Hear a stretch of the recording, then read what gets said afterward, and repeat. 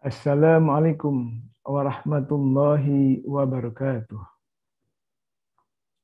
Bismillahirrahmanirrahim. Rabbi shrah li sadri wa yassir li amri wahlul 'uqdatam min lisani yafqahu qawli. Subhanaka la ilma lana illa ma 'allamtana innaka antal alimul hakim. Shadaqallahul adzim wa shadaqar rasul. Sahabat-sahabat YouTube yang saya hormati, bapak-bapak dan ibu-ibu, para dosen dan para penulis yang saya hormati.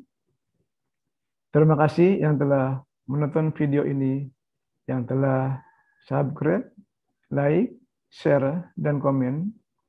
Semoga kita semua mendapatkan rahmat dan kasih sayang Allah Subhanahu wa Ta'ala. Dan Allah memberikan rezekinya yang berlimpah kepada kita. Dan Allah membalasnya dengan pahala yang berlipat ganda. Amin. Ya Rabbal Alamin.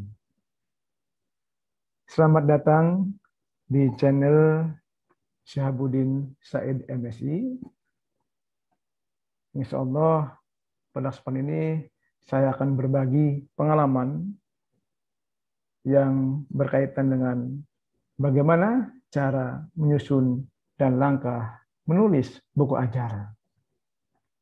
Sebelum ke materi, tentunya buku ini sangat bermacam-macam. Ada buku referensi yang nilai kumnya 40, ada juga buku monograf yang nilainya 20, dan bookcaster yang nilainya 15. Sedangkan buku ajar ini nilainya 20. Bapak-bapak dan ibu-ibu, para dosen dan para penulis, YouTuber yang berbahagia, cara menyusun dan langkah menulis buku ajar ini sangatlah mudah kalau kita berpikiran mudah. Tapi sebaliknya bisa juga sulit kalau kita berpikiran sulit. Nah, kita sebagai dosen tentunya sangatlah mudah. Cara menyusun dan langkah menulis buku ajar ini ada 3 langkah yang dilakukan oleh para penulis. Yang pertama, harus disiapkan RPS, rencana pembelajaran semester. Yang kedua, mulailah menyusun outline. Yang ketiga, buatlah perlengkapan bukunya. Yang pertama, yang harus disiapkan adalah RPS. Tentunya RPS ini memuat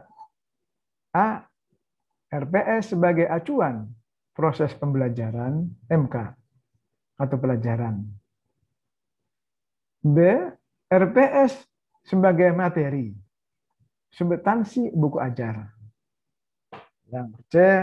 RPS memuat CPMK, sub-CPMK sebagai sasaran tujuan yang ingin dicapai. Yang kedua, mulai menyusun outline.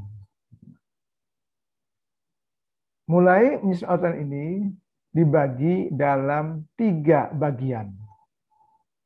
Bagian awal, pendahuluan, memuat 1. Deskripsi mata kuliah.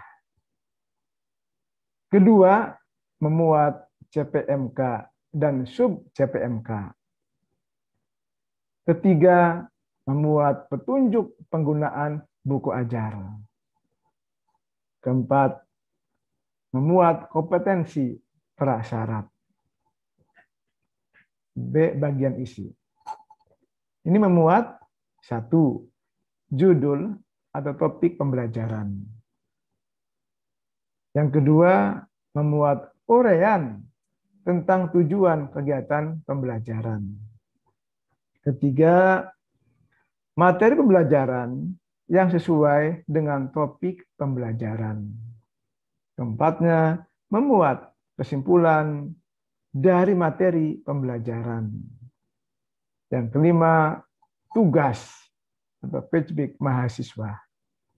Keenam, membuat evaluasi atau tes formatif. Ketujuh, kunci jawaban. Ini jumlah bab sesuai jumlah kegiatan pembelajaran.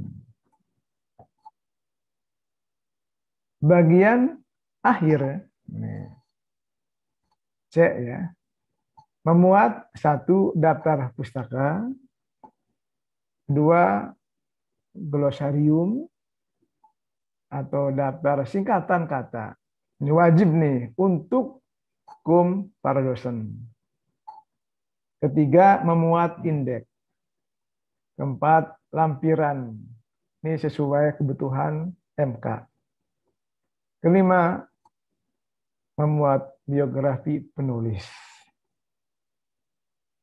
Dan yang terakhir, bagian yang ketiga adalah